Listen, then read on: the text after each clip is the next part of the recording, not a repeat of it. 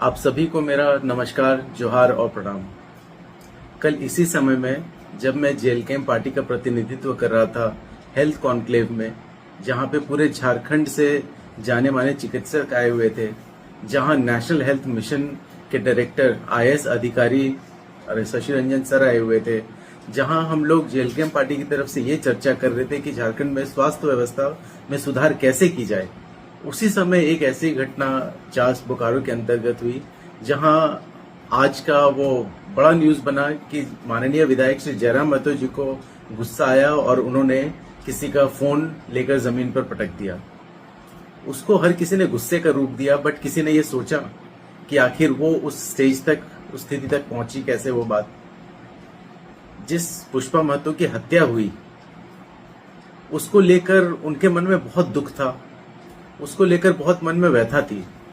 उस समय जब वो लोगों से बात कर रहे थे, लोगों को कुछ स्पष्टीकरण दे रहे थे, जो उनसे स्पष्टीकरण मांगा जा रहा था, उस वक्त कोई बिल्कुल उनके नजदीक आके कोई वीडियो बना रहा था, जिससे उनको इरिटेशन हो गया और गुस्सा आ गया। और क्यों ना आए गुस्सा, उनसे सवाल किया जा रहा है 10,000 रुपए के लिए, एक ऐसे जनप्रतिनिधि से जो हर महीने अपने सैलरी का 75% जो है वो डोनेट करता है, जिसने अपने 4 करोड़ का सरकारी आवास जनता के लिए खोल रखा है, विद्यार्थियों के लिए खोल के रखा हुआ है, जो आए दिन सिर्फ जन सेवा, समाज सेवा में लगा हुआ है, उसके ऊपर सवाल उठा रहे हैं। बड़े आश्चर्य की बात है।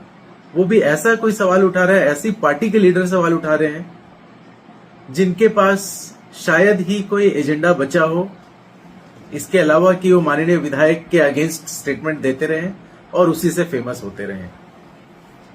अब ये सोचने का विषय है कि क्या ऐसे जनप्रतिनिधि के ऊपर सवाल उठाना और आगे पुष्पा महतो की हत्या जैसा कोई अपराध ना हो, इस पे चर्चा करना ज्यादा जरूरी है, या इस पे चर्चा करना जरूरी है कि उन्होंने किसी का मोबाइल पटक दिया।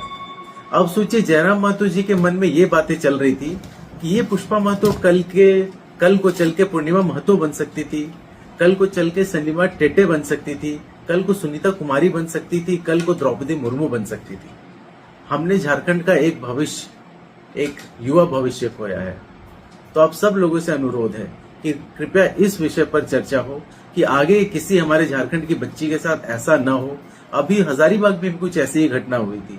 तो हमें इस तरह के अपराधों को रोकने की तरफ चर्चा करना चाहिए, न कि किसी एक ऐसे जनप्रतिनिधि के एक उस मोबाइल फोन के इंसिडेंट के ऊपर इतने बड़े न्यूज चलाने चाहिए जिसकी शायद ही जरूरत हो। मैं उम्मीद करता हूं कि सब लोग समझ गए होंगे इस बात को। बहुत बहुत धन्यवाद।